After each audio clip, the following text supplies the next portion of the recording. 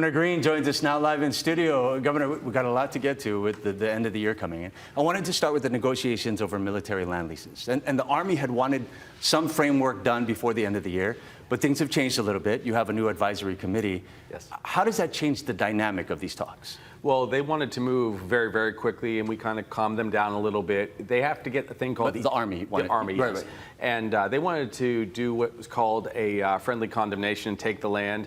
We, of course, object to a degree and say, look, let us work this out with you, getting input. So I put together an advisory council. It's mostly Hawaiian leaders, guys like Bill Uyehara, Kali Watson, Noe Wong, and others, terrific people. We'll get the input from them for the whole full year because we need this to be a balanced discussion. They have to get a thing called the NDAA approved, the National Defense Authorization Act, from Congress in order to even take the land. That didn't get approved, and I think it's just as well. Let's spend the year working this out because we care about the land. They have national security questions, and we have to find common ground. Yeah, and I know you talked about the timeline a little bit. How about how much you confer with them before you go into those talks? Constantly. I talk to them all the time. Right now, a lot of their leadership is working on the Russia-Ukraine war. We are not the top priority for them, and so this will play out over next year. But really, the next chance they have for this NDAA language is next December. So we bought ourselves a year, settle things down, and find out what's right for Hawaii. Deadline is approaching for military healthcare subsidies. Yes. Those might be running out. And there's so many questions about this, but how concerned are you if nothing happens about the cost and the physical effect for many people across the country? It's a very big deal. I've just written a national piece, which I'll put out later this week. Basically, it crushes rural health care if they let the Affordable Care Act crumble. Right now in Hawaii, we have 24,000 people that are on the Affordable Care Act plans. If they take away the subsidies, a lot of those people lose insurance. 4 million people across the country will lose insurance if they don't act. So if Congress fails to get this done, it's going to hurt everybody, and that means rural hospitals and rural doctors go away. Then everybody in that community is lost. It's important enough that I actually have put a placeholder of $16.5 million in our budget for next year to cover that, because for us, it's better to cover the enhanced subsidies, have people still be insured, and not have uncompensated care, not have people get sicker and cost more, not have a cost shift over to our Medicaid budget. It's terrible policy if they let this expire until there's a much better plan nationally to replace the Affordable Care Act. I don't think that's what they should do, but if they go down that road, they can't just yank the rug out from under us. That said, this affects both Republicans and Democrats, and from the conversations you've had with those at Capitol Hill, how do you see this playing out? Do you think that a deal could be reached?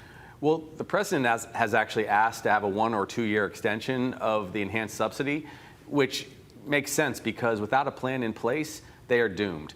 Right now, 8.5% of all people in red states are using these subsidies, about 3.5% of all people in blue states. Now, it shouldn't be political. It's not meant to be red or blue state patients. But I'll tell you, this is going to crush the Republican Party in the midterms if they do this, because they have the House, they have the Senate, they have the presidency. And taking people's insurance away means kids don't get their asthma care. Moms don't get their mammograms. I mean, it is really terrible to do that to America. So if they're going to propose a change in the healthcare system, it can't just be done by yanking the subsidy away and putting people kind of in harm's way. I tell that to the Secretary of Health and the CMS director and the president's advisors.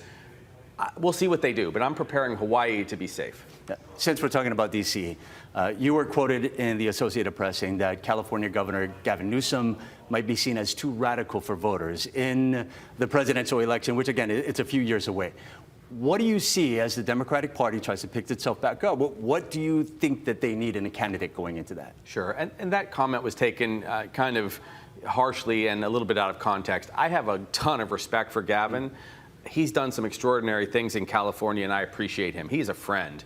I'm just saying that the next candidate that emerges in 2028 will have to bring the country together. Gavin will have that opportunity. A bunch of the other governors will have that opportunity. My expectation, humbly, if I'm chosen to be governor, is to serve a whole term and to support those guys. I know people love the chatter. You know, my job is to be governor and to be the health governor. And I will support somebody who can unite the country. And it could be Gavin, it could be Josh Shapiro, it could be Wes Moore, it could be Andy Beshear. It could even be a Republican like Spencer Cox, who I'm very fond of. But we have to unite the country because this business on the Affordable Care Act is terrible.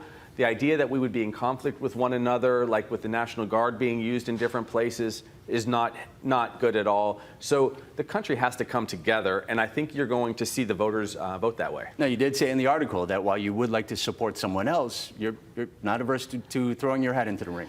Well, again, it's an incredibly low probability because, number one, I love this job. Number two, these other governors, they spend a lot more time in the national scene.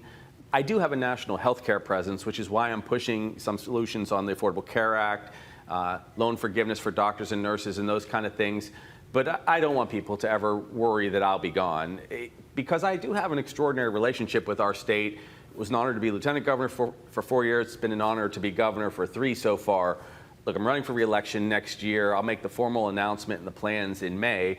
But I really think that there are people out there, many of the governors that I have worked with at the Western Governors Association, National Governors Association, and so on, that can unite the country.